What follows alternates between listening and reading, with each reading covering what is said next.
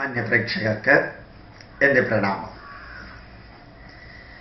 വളരെ സന്തോഷകരമായൊരു കാഴ്ച. ഇന്നലെ ആഗസ്റ്റ് 17 വൈകുന്നേരം ടൈംസ് നൗ എന്ന ഇംഗ്ലീഷ് ചാനലിൽ കാണാനുള്ളൊരു ഭാഗ്യമുണ്ടായി. രാത്രി 10 മണിക്ക് ആരംഭിച്ച് ഏതാണ്ട് 2 മണിക്കൂർ സമയം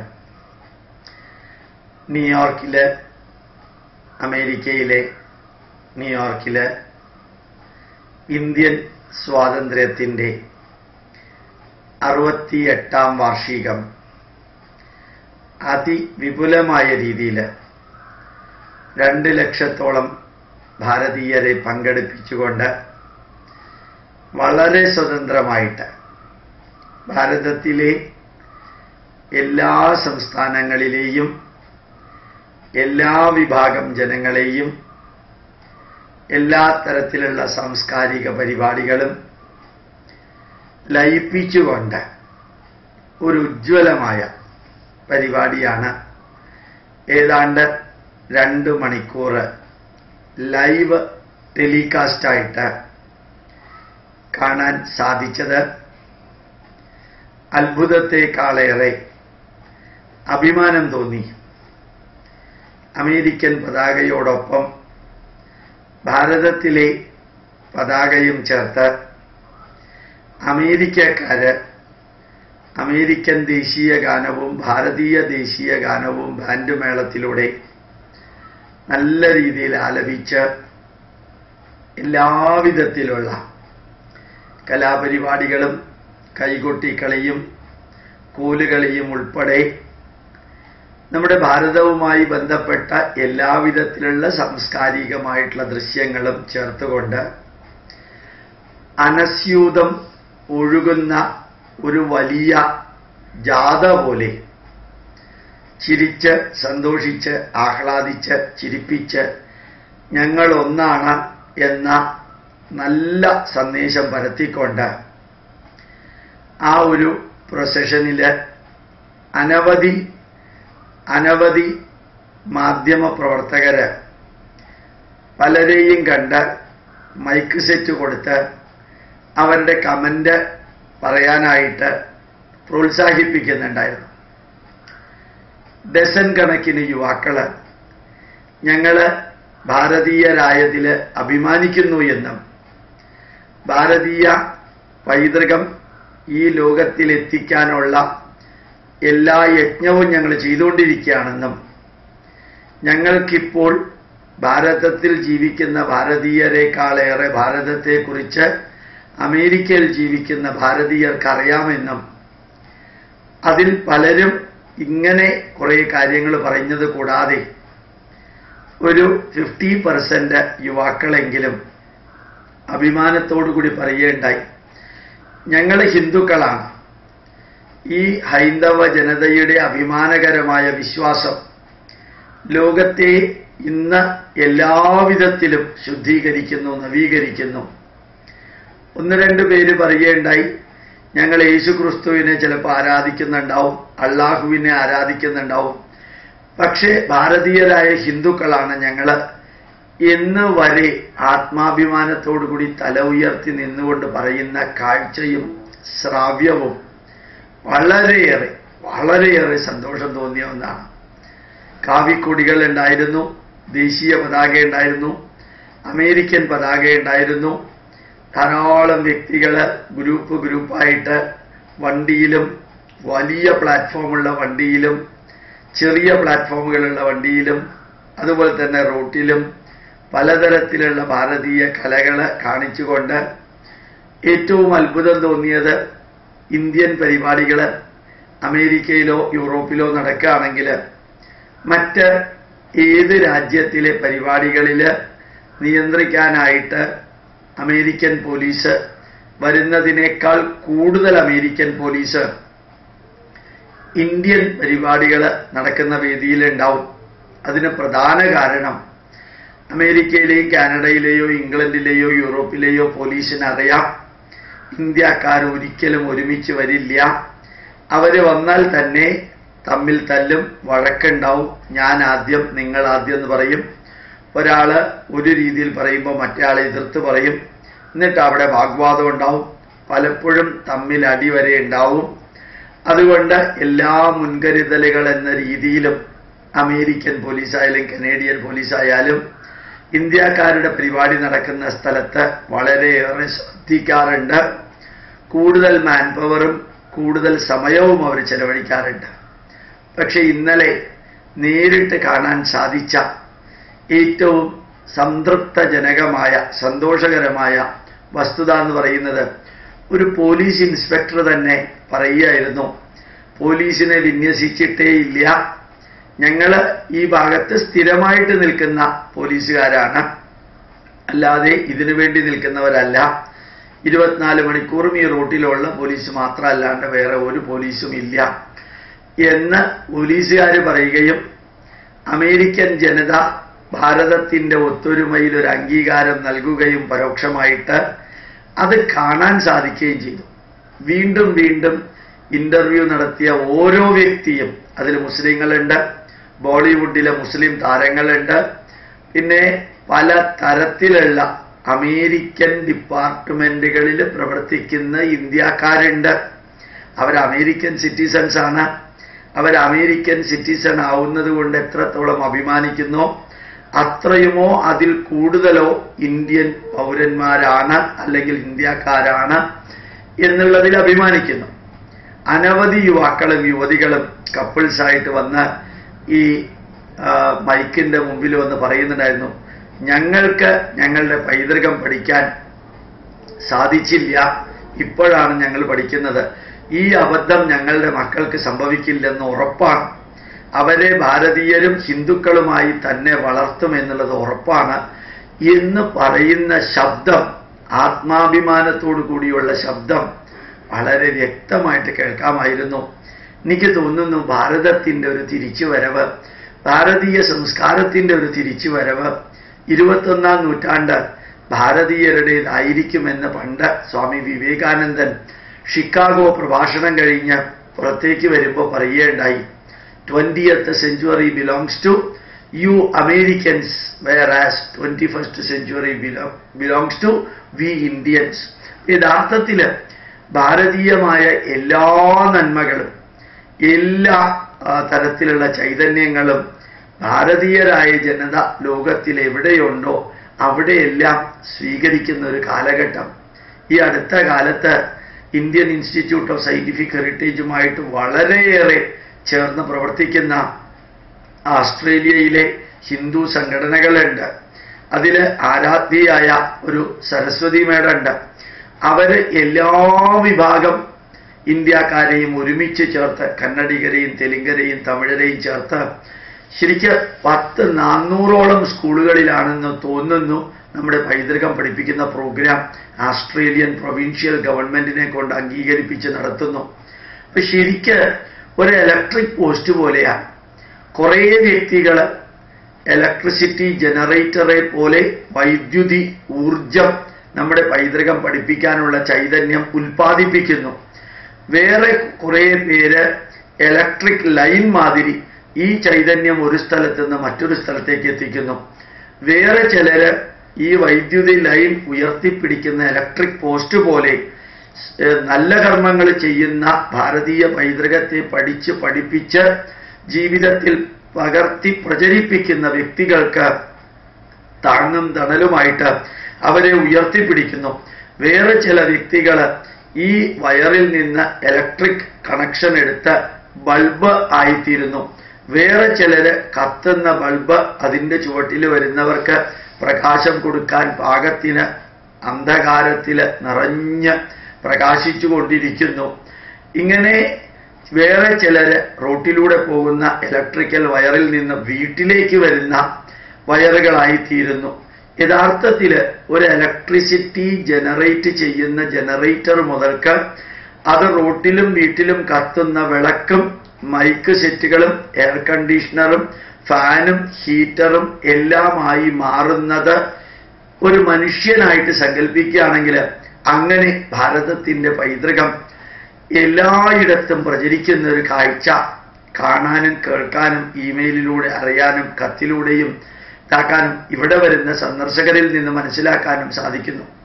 Indian institute of scientific heritage CBSE അപ്രൂവലുള്ള ഒരു സ്കൂൾ നടത്തുന്നുണ്ട്. 1150 കുട്ടികളുണ്ട്.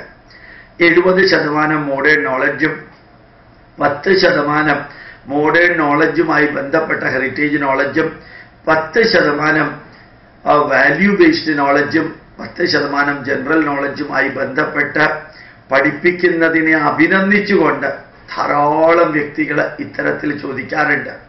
പലരും ചോദിക്കാറുണ്ട്, ഹോസ്റ്റലുണ്ടോ ഞങ്ങളുടെ കുട്ടികളെ അവിടെയാക്കാൻ. ഇത് ഞാൻ ഇവിടെ ഇടയ്ക്ക് എടുത്ത് പറഞ്ഞത്, വിദേശത്ത് ജീവിക്കുന്ന വ്യക്തികൾക്ക് നമ്മുടെ നാടിൻ്റെ പൈതൃകം പഠിപ്പിക്കാനും അറിയിക്കാനും ഏതെങ്കിലും മാർഗത്തിലൂടെ ആരെല്ലാം മുമ്പോട്ട് വരുന്നോ അവരിൽ നിന്നെല്ലാം ഇത് സ്വീകരിക്കാനുള്ള ഒരു ഉജ്ജ്വലമായ മാനസികാവസ്ഥ ഭാര്യയ്ക്കും ഭർത്താവിനും കുടുംബാംഗങ്ങൾക്കും ഒരേപോലെ മുളച്ചു വരുന്ന ഒരു കാഴ്ച കാണാൻ സാധിക്കും. എത്ര ക്രിസ്ത്യാനികളാണ് കഴിഞ്ഞ ഒരു 10-15 ദിവസമായിട്ട് ഇന്ത്യൻ ഇൻസ്റ്റിറ്റ്യൂട്ട് ഓഫ് സയൻറ്റിഫിക് ഹെറിറ്റേജിൻ്റെ മെമ്പർഷിപ്പ് എടുത്തിരിക്കുന്നത്. ഒരു വ്യക്തി, സൈമൺ എന്ന് പറയുന്ന അമേരിക്കയിൽ നിന്നുള്ളൊരു വ്യക്തി, വേറെ റോയ് എന്ന് പറയുന്ന ഇംഗ്ലണ്ടിലെ ഒരു വ്യക്തി, ഞാൻ സാധിക്കുന്നിടത്തോളം ഈ ഇൻസ്റ്റിറ്റ്യൂട്ടിനെ സപ്പോർട്ട് ചെയ്യാം എന്നാണ് അറിയിച്ചത്. അദ്ദേഹം ചെയ്യുന്നുണ്ട്. എന്തിനാണ്? നമ്മുടെ പൈതൃകം ജനതയ്ക്ക് എത്തണം, ഹിന്ദുവിനും ക്രിസ്ത്യാനിക്കും മുസൽമാനും എത്തണം എന്നായിരുന്നു അദ്ദേഹത്തിൻ്റെ നിർദ്ദേശം. നിരന്തരം അദ്ദേഹം ബന്ധപ്പെടാറുണ്ട്. ഞാനിത് പറഞ്ഞത്, അകത്തുള്ളവർക്ക് എങ്ങനെയാണോ ഭാരതീയ പൈതൃകത്തിലെ നന്മകൾ സ്വീകരിക്കാനുള്ള ഒരു ആവേശം ഇവിടെ ഉണ്ടായിക്കൊണ്ടിരിക്കുന്നത്, അതിനേക്കാൾ ഉജ്ജ്വലമായ രീതിയിൽ വിദേശ രാജ്യത്ത് ജനിച്ച് വിദേശ രാജ്യത്തെ വിദ്യാലയങ്ങളിൽ അവരുടെ സംസ്കാരം പഠിച്ച് ആ രാജ്യത്തിലെ സംസ്കാരമാണ് ഭാരതത്തിലെ സംസ്കാരത്തെക്കാൾ ശ്രേഷ്ഠമെന്ന് ധരിച്ച് ജീവിച്ചിരുന്ന വ്യക്തികൾ, ഇംഗ്ലീഷ് സംസാരിക്കുന്നതാണ് ലോകത്തിലെ ഏറ്റവും വലിയ അച്ചീവ്മെന്റ് എന്ന് ധരിച്ച് ജീവിച്ചിരുന്ന വ്യക്തികൾ പോലും ഇന്ന് അടിമുടി മറിച്ച് ചിന്തിക്കാൻ തുടങ്ങിയിരിക്കുന്നു എന്ന അനുഭവം ഇന്നലെ വൈകുന്നേരം ഈ ടൈംസ് നൗവില് ന്യൂയോർക്കിലെ തെരുവീതികളിലൂടെ കാണാൻ സാധിച്ചതും കേൾക്കാൻ സാധിച്ചതിൻ്റെയും അഭിമാനകരമായ ഒരു കാഴ്ച നിങ്ങളോട് പറയണം, വിവരിക്കണമെന്ന് തോന്നി. മാത്രമല്ല, ടൈംസ് നൗവിലെ കറസ്പോണ്ടൻസ് കുറഞ്ഞതൊരു 25 വ്യക്തികളോടെങ്കിലും ചോദിച്ചിട്ടുണ്ടാവും, അടുത്ത മാസം നരേന്ദ്ര മോഡി ഇവിടെ വരുന്നുണ്ടല്ലോ, നിങ്ങൾക്ക് എന്തു തോന്നുന്നു? എല്ലാവരുടെയും ഉത്തരം ഒന്നായിരുന്നു. അതാണ് ഏറ്റവും അത്ഭുതം തോന്നിയത്. സ്വാഭാവികമായിട്ടും 200,000 പീപ്പിൾ അസംബിൾഡ് ഹിയർ എന്നാണ് അവരുപയോഗിച്ച വാക്ക്. 2 ലക്ഷത്തോളം ഇന്ത്യക്കാർ പങ്കെടുക്കുന്നതിൽ തലങ്ങും വിലങ്ങുമാണ് ഈ മൈക്ക് കൊണ്ടുപോയിട്ട് ഈ ചോദ്യം ചോദിച്ചത്. അതുകൊണ്ട് സ്വാഭാവികമായിട്ടും അതിനകത്ത് കമ്മ്യൂണിസ്റ്റുകാരുണ്ടാവും, കോൺഗ്രസ്സുകാരുണ്ടാവും, ക്രിസ്ത്യാനികളുണ്ടാവും, മുസ്ലിങ്ങളുണ്ടാവും, എല്ലാ വിഭാഗക്കാരും ഉണ്ടെന്നുള്ളത് എടുത്തെടുത്ത് എല്ലാവരും പറയുന്നുണ്ട്. ഒരു സ്യൂഡോ മതേതരത്വം കാണിക്കാൻ വേണ്ടിയിട്ടുള്ള പറച്ചിലായിരുന്നില്ല, എക്സ്പ്ലനേഷൻ ആയിരുന്നു. അവരിൽ എല്ലാവരും പറഞ്ഞത്, ഒരു ഹോളി പോലെയോ ദീപാവലി പോലെയോ ഒരു ഉജ്ജ്വലമായ സംഭവമാക്കി മാറ്റും ഞങ്ങൾ മോഡിയുടെ അമേരിക്കൻ സന്ദർശനം. മോഡി ആരാവട്ടെ ആരല്ലാതെ ആവട്ടെ, പക്ഷെ ഒരു ഇന്ത്യൻ പ്രധാനമന്ത്രി, അതും അമേരിക്കയിലേക്ക് വിസ നിഷേധിച്ച ഒരു ഗുജറാത്ത് മുഖ്യമന്ത്രി, അദ്ദേഹം പ്രധാനമന്ത്രി ആയപ്പോൾ ആ പ്രധാനമന്ത്രിയെ 2 കൈയും നീട്ടി സ്വീകരിക്കാൻ അമേരിക്കൻ ജനത മുമ്പോട്ട് വരുന്നു. മാത്രമല്ല, അമേരിക്കയുടെ ചരിത്രത്തിൽ ആദ്യമായിട്ട് ഒരു പ്രസിഡന്റുമായിട്ട് ബന്ധപ്പെട്ട ഡിപ്പാർട്ട്മെന്റിലെ വ്യക്തികൾ ഇന്ത്യയിൽ വന്ന് മോദിയുമായി ബന്ധപ്പെട്ട ആ ഓഫീസിൽ അറിയിക്കുന്നു, മോദിക്ക് വിസ നിഷേധിച്ചതിൽ യാതൊരു ഉത്തരവാദിത്വവും ഒബാമയ്ക്കോ അല്ലെങ്കിൽ ഒബാമയുടെ ഓഫീസിനോ ഇല്ല. അത് അമേരിക്കയിലെ കഴിഞ്ഞ പ്രസിഡന്റിന്റെ കാലത്ത് ഉണ്ടായതാണ്. ഒരു അമേരിക്കൻ പ്രസിഡന്റും അവരെക്കാൾ മുമ്പ് ഭരിച്ചിരുന്ന പ്രസിഡന്റുമാരെ കുറ്റപ്പെടുത്താറില്ല. അതായിരുന്നു അമേരിക്കയുടെ ചരിത്രത്തെക്കുറിച്ച് പറയുമ്പോൾ അവർ അഭിമാനിക്കാറുള്ളത്. ഒരു പ്രധാനമന്ത്രിയും ഭൂതകാല പ്രധാനമന്ത്രിമാരെ അവഹേളിക്കാറില്ല എന്ന് ഇന്ത്യയിൽ പറഞ്ഞാൽ ചിലപ്പോൾ മനസ്സിലാക്കാൻ ബുദ്ധിമുട്ടാവും. അമേരിക്കയിൽ അങ്ങനെയല്ല. ഒരു പ്രസിഡന്റും അവർക്ക് മുമ്പുള്ള പ്രസിഡന്റുമാരെ വിമർശിക്കുകയോ എതിർക്കുകയോ പുച്ഛിക്കുകയോ അവഹേളിക്കുകയോ ഇടിച്ചു താഴ്ത്തുകയോ കുറ്റപ്പെടുത്തുകയോ ചെയ്യാത്ത ഒരു ദേശത്ത് ഈ ഒബാമയുടെ ആരാധ്യനായ ഒബാമയുടെ പൂർവികനായ അമേരിക്കൻ പ്രസിഡന്റ് ആരുമാവട്ടെ, അദ്ദേഹം ആണ് ഇതിൻ്റെ പുറകിൽ പ്രവർത്തിച്ചത്, അദ്ദേഹത്തിൻ്റെ ഓഫീസാണ്, ഞങ്ങൾക്ക് ഉത്തരവാദിത്വമില്ലെന്ന് ഇന്ത്യയിൽ വന്ന് പറയാൻ പാകത്തിന് ഒരു മാനസികാവസ്ഥയുണ്ടായിരുന്ന അമേരിക്കൻ ഭരണകൂടത്തെ അഭിമാനപ്പെടുത്തിക്കൊണ്ട്, അല്ലെങ്കിൽ അവിടുത്തെ ഭാരതീയരെ അഭിമാനപ്പെടുത്തിക്കൊണ്ട്, അഭിമാനം നൽകിക്കൊണ്ട് ഈ നരേന്ദ്രനാഥ് മോഡി ഇന്ത്യൻ പ്രധാനമന്ത്രി അമേരിക്കയിൽ എത്തുമ്പോൾ ഹോളിക്കോ അല്ലെങ്കിൽ ദീപാവലിക്കോ തുല്യമായ ആഘോഷത്തോടു കൂടിയ ഒരു സ്വീകരണമാണ് അമേരിക്കയിൽ കൊടുക്കാൻ വേണ്ടി തയ്യാറെടുക്കുക, കൊടുക്കാൻ വേണ്ടിയിട്ടുള്ള പ്ലാൻ പൂർണ്ണമാക്കിയിരിക്കുക. അങ്ങനെ അവർ മുമ്പോട്ട് പോകുമ്പോൾ ഭാരതം എന്ന രാഷ്ട്രം ഭാരതത്തിൽ മാത്രമല്ല ലോകത്തിലെവിടെയും ഇന്ന് ആത്മാഭിമാനത്തോടു കൂടി തല ഉയർത്തി നിൽക്കുന്നു എന്ന ആ വാർത്ത ഇന്നലെ കണ്ടു. അതിൻ്റെ കൂട്ടത്തിൽ എനിക്ക് ഒന്നുകൂടി പറയാനുള്ളത്, പണ്ടത്തെ റഷ്യയിലുണ്ടായിരുന്ന ഈ പ്ലാനിംഗ് കമ്മീഷൻ സിസ്റ്റത്തെ മാറ്റി ശരിക്കും ഇപ്പോഴും കമ്മ്യൂണിസം ഉണ്ട് എന്ന് പറയുന്ന ചൈനയിൽ നിന്ന് അവരുടെ ഈ പരിപാടികൾ ആസൂത്രണം ചെയ്യുന്ന രീതി ഭാരതം എടുക്കാൻ പോകുമ്പോൾ നമ്മുടെ കാരാട്ടും പിണറായി വിജയനും യെച്ചൂരിയൊക്കെ എന്തു പറയുന്നുള്ളതിനെ കുറിച്ചിട്ടുള്ള സന്തോഷമോ അല്ലെങ്കിൽ അത്ഭുതമാണ് ഇപ്പം എനിക്കുള്ളത്. ഇവര് ചൈനയെ ആരാധിക്കുന്നതിനേക്കാൾ കൂടുതൽ ചൈനയെ ആരാധിക്കുന്നുണ്ടോ ഇല്ലയോ എന്നല്ല, ആ ചൈനയിലെ നല്ലത് എടുക്കും എന്ന് മോദി പറഞ്ഞാൽ ഇനി ഇവിടത്തെ CPM-കാര്, CPI പണ്ടേ ദിവംഗതനായിട്ടുണ്ട്, CPM-കാര് എന്ത് ചെയ്യുന്നുള്ളതാണ്. മോദിയെ സപ്പോർട്ട് ചെയ്യോ അല്ല ഡീപോർട്ട് ചെയ്യോ അറിഞ്ഞൂടാ. അപ്പം നന്മകൾ എവിടെയുണ്ടെങ്കിലും എടുക്കണമെന്ന് പറഞ്ഞ ഭാരതത്തിന്റെ പൈതൃകം ആനോ ഭദ്രാഹ ക്രതവോ യന്തു വിശ്വതഃ, let noble thoughts come towards us from all over the world എന്ന് പറഞ്ഞൊരു രാഷ്ട്രത്തിലെ RSSന്റെ രക്തമുള്ള ഭരണാധികാരി ഇന്ത്യയിലേക്ക് 2-3 പ്രാവശ്യം ആക്രമിച്ച് കയറാൻ ശ്രമിച്ച, ഇപ്പോഴും ഭാരതത്തിന്റെ മണ്ണിലേക്ക് ചവിട്ടിക്കൊണ്ടിരിക്കുന്ന ആ ചൈനയിലെ നന്മകൾ സ്വീകരിക്കുന്നു എന്ന് അസന്നിഗ്ധമായിട്ട് ആഗസ്റ്റ് 15-ാം തീയതി റെഡ് ഫോർട്ടില് പരോക്ഷമായിട്ട് പ്രഖ്യാപിച്ചപ്പോൾ ഇവിടുത്തെ ഇടതുപക്ഷം ഇനി എന്താ ചെയ്യാൻ പോണത് എന്നൊരു അത്ഭുതം തോന്നാറുണ്ട്.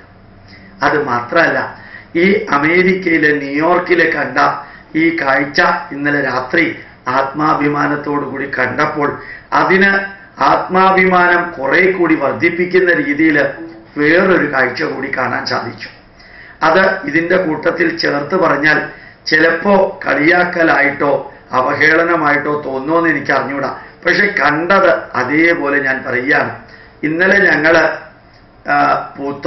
എറണാകുളത്തുള്ള പൂത്തോട്ടയിൽ നിന്ന് SNDPയുടെ ഒരു ദർശനമാല എന്ന വിഷയം അവതരിപ്പിച്ച് 10 തൊട്ട് 12:30 വരെ ക്ലാസ് എടുത്ത് 12:30-ക്ക് നേരെ തിരുവനന്തപുരത്ത് വന്ന് 6 മണിക്ക് തിരുവല്ലത്തിനപ്പുറമുള്ള വെങ്ങാനൂര് ഹിന്ദു സഭയുടെ ഹൈന്ദവ സംഘടനയുടെ ഒരു ക്ലാസ്സിൽ വരുന്ന വഴിക്ക് കരുനാഗപ്പള്ളി വഴിയാണ് വന്നത്.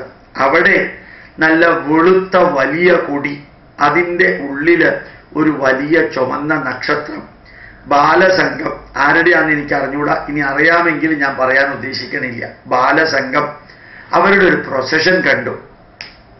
കരുനാഗപ്പള്ളി ബസ് സ്റ്റാൻഡിൻ്റെ തൊട്ടു മുമ്പിൽ ഞങ്ങൾ എത്തിയപ്പോഴാണ് ഈ പ്രൊസഷൻ കണ്ടത്. ആ പ്രൊസഷനും ബാക്കി നല്ല തിരക്കുണ്ടായിരുന്നത് കൊണ്ട് വണ്ടി പതുക്കെയാണ് പോയത്, ഞങ്ങളുടെ സ്കോർപ്പിയോ.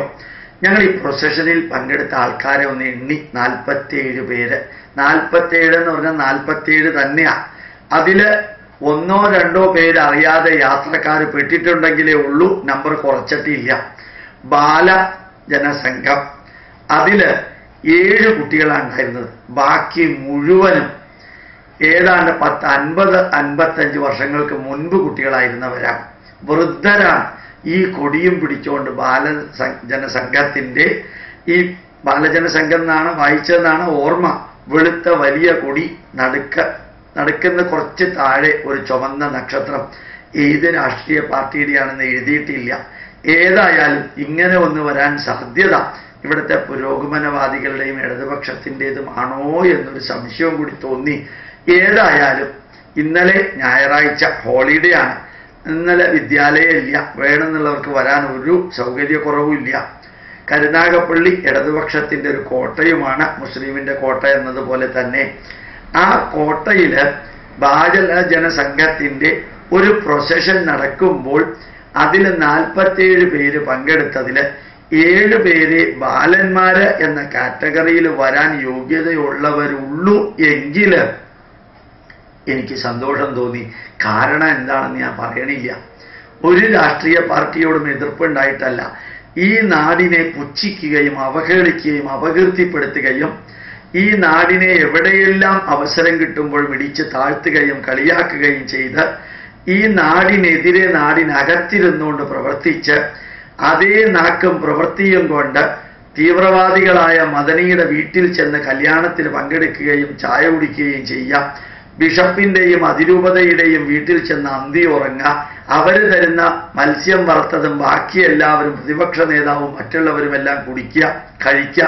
ഇവര് തന്നെ ഹിന്ദുക്കളായിരുന്നു കൊണ്ട് സ്വന്തം അമ്മയെയും അച്ഛനെയും സംസ്കാരത്തെയും അവഹേളിക്കുന്നവരുടെ പിൻതലമുറക്കാര് നടത്തിയ പ്രൊസഷനില് 7 പേരെ ആ പേരിന് യോഗ്യതയുള്ളവരായിട്ടുണ്ടായിരുന്നുള്ളൂ എന്ന് കണ്ടപ്പോ അമേരിക്കയിലെ ന്യൂയോർക്കിൽ നടന്ന പ്രൊസഷനിൽ കണ്ട ആ ഭാരതീയ ജനതയുടെ ഐക്യത്തിൻ്റെ ദൃശ്യം എത്ര സംതൃപ്തി ഉണ്ടാക്കിയോ അതിൽ നിന്ന് വളരെ കുറവല്ലാത്ത ഒരു സംതൃപ്തി എൻ്റെയും എൻ്റെ കൂട്ടത്തിലുണ്ടായിരുന്ന ശ്രീകുമാറിൻ്റെയും മനസ്സിൽ ഉണ്ടായി എന്ന് ഞങ്ങൾ പരസ്പരം ചർച്ച ചെയ്തത് കൂടി നിങ്ങളോട് പറയുമ്പോഴാണ് ന്യൂയോർക്കിലെ അനുഭവത്തിൻ്റെ ആ സംതൃപ്തിയുടെ തിളക്കം കൂടുക.